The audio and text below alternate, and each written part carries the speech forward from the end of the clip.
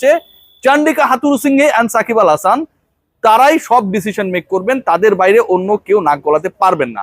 এখন একটা এমন পরিস্থিতি যে আমরা সবসময় বলি যে ব্যাট বলে চরম ব্যর্থ, দল পরিচালনাতেও সমালোচিত।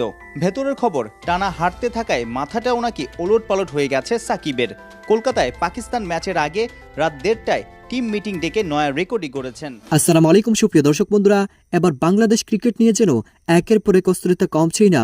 দর্শক বন্ধুরা, এবার কোচ চান্দিকা হাথুরুসিংহেকে নিয়ে টিম ডিরেক্টর খালেদ মাহমুদ সুজন এমন কিছু অভিযোগ করে যাচ্ছেন, আর সেই অভিযোগগুলো হচ্ছে কোচ চান্দিকা হাথুরুসিংহে একাই 100, তিনি কাউকে গুনায় ধরে না, আর এভাবে বাংলাদেশ ক্রিকেট টিমকে একের পর এক ধ্বংসের দিকে ঠেলে দিচ্ছে। দর্শক বন্ধুরা, এবার সংবাদ সম্মেলনে এসে খালেদ মাহমুদ সুজন এমন কিছু অভিযোগ করেছেন, সেই সকল অভিযোগগুলো আপনাদের মাঝে তুলে ধরেছি। অন্যদিকে সেই সকল বিষয়গুলোকে কেন্দ্র করে রিয়াসত আজিম ভাই অত্যন্ত চমৎকার কিছু বিশ্লেষণ করেছেন। আপনারা সেই বিশ্লেষণগুলো শুনলে অবশ্যই বুঝতে পারবেন কিভাবে কোচ চান্দিকা হাথুরুসিংহে বাংলাদেশ ক্রিকেটকে একেবারে ধ্বংসের দিকে ঠেলে দিচ্ছে। দর্শক বন্ধুরা, অন্যদিকে হঠাৎ করে এবার রাত 1:30টায় বিসিবি সভাপতি নাজমুল হাসান পাপন এবং সাকিব একটি হোটেলে বৈঠক করেছেন, আর সেই বৈঠকগুলিকে কেন্দ্র করে এবার অনেক আলোচনা এবং সমালোচনার জন্ম দিয়েছে। তাহলে কি বৈঠক হয়েছে তাদের মধ্যে? তো দর্শক বন্ধুরা, ছিল আমরা সেই সকল বিষয়গুলো পরিপূর্ণ জেনে নিই। অবশ্যই ধৈর্য সহকারে পুরো ভিডিওটি দেখবেন, তাহলে এই সকল বিষয়গুলো পরিপূর্ণ বুঝতে পারবেন। গুরুত্বপূর্ণ পার্ট যেটা খালেদ মাহমুদ সুজন, মানে অনেকেই অনেকভাবে অনেক কথা আসছে, অনেক কথা বলছে, কিন্তু জাতীয় দলের ভেতরটা যে একদম ঘুরে ধরেছে, এখানটায় যে অনেককে শুধুমাত্র মূর্তি বানিয়ে রাখা হয়েছে, শুধু খোলসটা রাখা হয়েছে।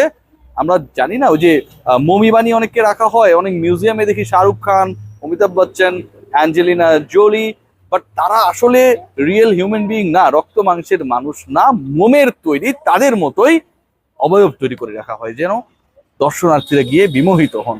বাংলাদেশ জাতীয় ক্রিকেট দলে সেই কাজটাই করা হচ্ছে।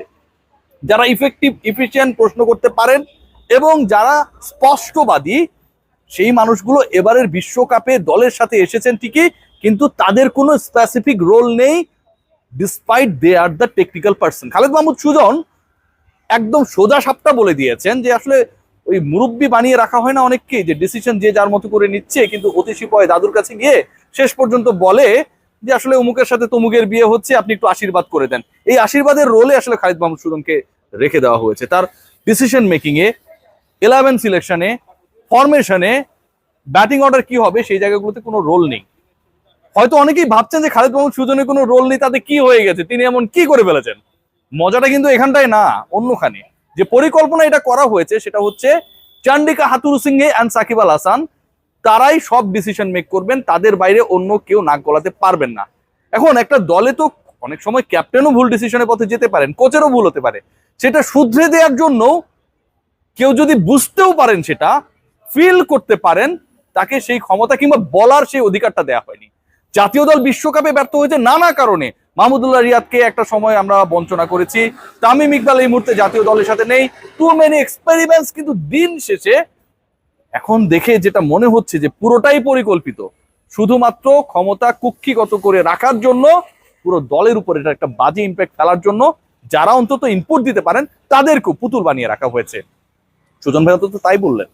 সুজন ভাই, একটা ব্যাপার একটু জানতে চাই, সেটা হচ্ছে আপনার একটা আমি ইন্টারভিউ করছিলাম সুজন ভাই, সেখানটা আপনি বলেছিলেন যে আপনি যদি টিম ডিরেক্টর হন বা সেই হিসেবে যদি যান, সেখানটায় যেন আপনি যেহেতু টেকনিক্যাল পার্সন, আপনার একটা প্রপার রোল থাকে, সেটার কথা আপনি বলেছিলেন।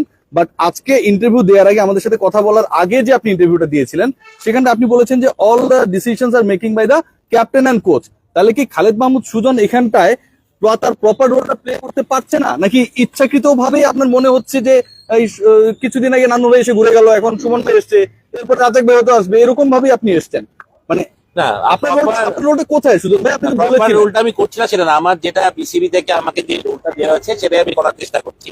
আমার যেটা এর আগে প্রতি টুরেই আমার যেটা একটা বাড়তি রোল থাকতো, আমি পার্ট অফ দ্য সিলেকশন, আমি ডিসিশন মেকিং অনেক সময় ইয়ে থাকতাম, যেটা আমার এবার এনজয়িং। মানে সত্যি কথা বলেন সুজন ভাই, আপনি তো সত্যি কথা বলার কিছু নাই। মেন কথা হচ্ছে যে যদি আমার যেহেতু রোল না ওই জিনিসগুলা, সুতরাং আমি এটা নিয়ে চিন্তাও করছি না এখন। আসলে যদি আমার রোল থাকতো তাহলে আমি হয়তো এই অবস্থা চিন্তা করতেছেন না দলকে নিয়ে? না না, অবশ্যই আমি দলকে নিয়ে চিন্তা করছি, কিন্তু আমার তো ডিসিশন মেকিং নাই। আমার তো একটা জায়গায় তো আমার ডিসিশনটা বলে দেওয়া হয়েছে যে আমি কতটুকু পারবো কতটুকু পারবো না। আগে যেমন রোলগুলা ছিল তখন হয়তো আমি সেভাবে নিজেকে মানে জড়িত রাখার চেষ্টা করেছি, ইনভলভ থাকার চেষ্টা করেছি। এখন হয়তো আমার ক্রিকেটিং রোলটা আমার নাই। এটা কি বলে দেওয়া হয়েছে যে থাকবে না? না, না, খুশি তো ডেফিনেটলি আমি যেভাবে থাকতেই চাই না first কথা হচ্ছে এটাই। এবং একটা প্রশ্ন যে আমি বুঝিয়ে বলি যে হ্যাঁ, আমি যদি মানে যেহেতু আমার রক্তেই ক্রিকেট, রাইট। আমার রক্তেই ক্রিকেট, আমার কোচিং আমার আমার আমার কোচিংও আমি করি, এটা আমার পেশা। সুতরাং যদি আমি বাংলাদেশ টিমের কোচ না, বাংলাদেশের কোনো কোচিং এর রোলের সাথে আমার জড়িত নাই, বাট টেকনিক্যাল মানুষ হিসেবে আমার যেসব জিনিস আগে যে পুরো শুরু করা লাস্ট ওয়ার্ল্ড কাপে T20 ওয়ার্ল্ড কাপে যে আমার রোল ছিল, হয়তো প্লেয়ারদের সাথে ইন্ডিভিজুয়াল কথা বলেছি বা এরকম হয়েছে, এটা থেকে আমি একটু দূরে আছি আসলে। যেহেতু আমার রোল আমি চাই না সেই রোলটা করতে, যেহেতু বোর্ড থেকে আমাকে সেটা দেওয়া হয়নি, আমি শেষ করি যেহেতু আমি বোর্ড থেকে যেটা আমাকে পড়াচ্ছে আমি ওইটাই করতে চাই। আর আমি এনজয় করছি কিনা না, ডেফিনেটলি না, আমার এটা রোল না যে আমি একটা ট্যুরের হেড হিসাবে খালি আমি ট্যুর ঘুরবো, মানে আমি একটা গার্জিয়ান হিসেবে থাকবো, মানে যেখানে ডিসিপ্লিন বা অন্য কিছু নিয়ে আমার চিন্তা থাকবে, সেটা তো আমার কাজ না আসলে। সত্যি কথা। সুজন ভাই, আপনার অবস্থাটা হয়েছে যেটা আমার কাজ না বলবো না, সেটা আমার কাজ ছিল, সেটাও আমি দেখতাম, আমি ক্রিকেটও দেখতাম। সুজন ভাই, আপনার অবস্থা যেটা হয়েছে সেটা হচ্ছে অনেকটা ওই যে বাসায় মুরব্বি থাকে না, দাদা নানারা অনেক মুরব্বি, তারা ডিসিশন মেকিং এ অংশগ্রহণ করে না, কিন্তু ডিসিশন নেওয়ার পর সবাই জিজ্ঞেস করে দাদু এটা করবো কিনা।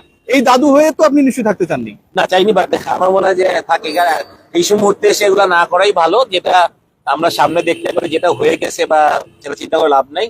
আমি মনে করি যে সামনে 2টা ম্যাচ আছে, আমরা কিভাবে ভালো করতে পারি, দ্যাটস ভেরি ভেরি ইম্পর্টেন্ট।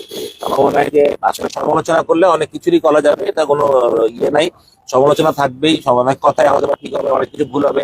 একটা লম্বা সফর, এই সফরে মানে ইজি না, যখন আপনি একসাথে এত ম্যাচ হারবেন, টানা হারবেন, তখন কিন্তু অনেক কিছু ডিসিশন নিতে ভুল হবে, ইয়ে হবে। আমি চাই যে মানে এখন এগুলো থেকে উঠে আমরা কিভাবে ভালো খেলতে পারি, আমরা কিভাবে আমরা জিততে পারি এই ম্যাচটা। একটা লাস্ট প্রশ্ন করতে চাই সুজন ভাই, সেটা ক্যাপ্টেন ব্যাট বলে চরম ব্যর্থ, দল পরিচালনাতেও সমালোচিত।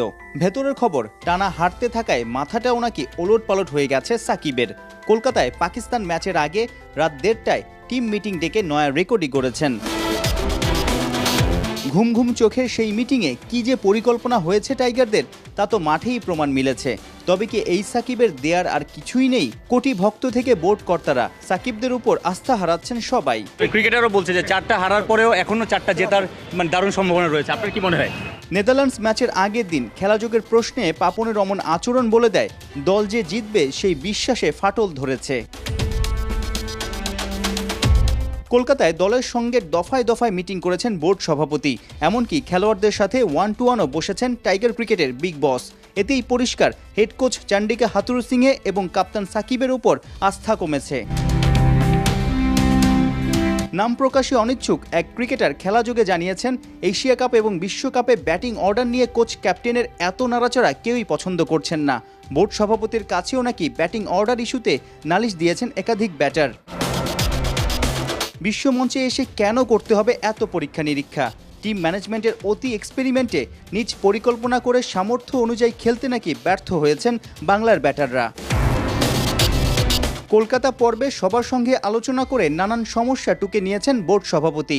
বিশ্বকাপের পর কি কঠিন কোনো সিদ্ধান্ত নেবে বাংলাদেশ ক্রিকেট বোর্ড, নাকি বলবে আগামী বিশ্বকাপ আমাদের লক্ষ্য? তো দর্শক বন্ধুরা, আপনারা হয়তো এই পুরো ভিডিওটি দেখে এবং এই সকল কথাবার্তাগুলো শুনে অবশ্যই বুঝতে পেরেছেন এবার বাংলাদেশ ক্রিকেট টিমে একের পর এক যেন অস্থিরতা লেগেই চলেছে। কারণ কোচ চান্দিকা হাথুরু সিং যে বাংলাদেশ ক্রিকেট টিমকে একেবারে ধ্বংসের দিকে ঠেলে দিচ্ছে, তার ইচ্ছামতো এক্সপেরিমেন্ট চালিয়ে দর্শক বন্ধুরা এবার যেন সকলেই কোচ চান্দিকা হাথুরু সিংয়ের উপর বারবার অভিযোগ করে যাচ্ছে, অথচ বিসিবি কখন তাকে বিদায় করবে সেটা এখন দেখার পালা। তো দর্শক বন্ধুরা, আপনারা কোচ চান্দিকা হাথুরু সিং এর এই সকল বিষয়গুলো জেনে এবং সেই সাথে খালেদ মাহমুদের এই সুজনের কথাগুলো শুনে আপনাদের কাছে কি মনে হচ্ছে? তাহলে কি সত্যি কোচ চান্দিকা হাথুরু সিংই তিনি একাই 100 করে বাংলাদেশ ক্রিকেট টিমকে একেবারে ধ্বংসের দিকে ঠেলে দিচ্ছে? তো দর্শক বন্ধুরা, এই বিষয়ে আপনাদেরকে মতামত অবশ্যই কমেন্ট করে জানিয়ে দিবেন। তো দর্শক বন্ধুরা, ভালো থাকুন, সুস্থ থাকুন, আল্লাহ হাফিজ, আসসালামু আলাইকুম ওয়া রাহমাতুল্লাহি ওয়া বারাকাতুহু।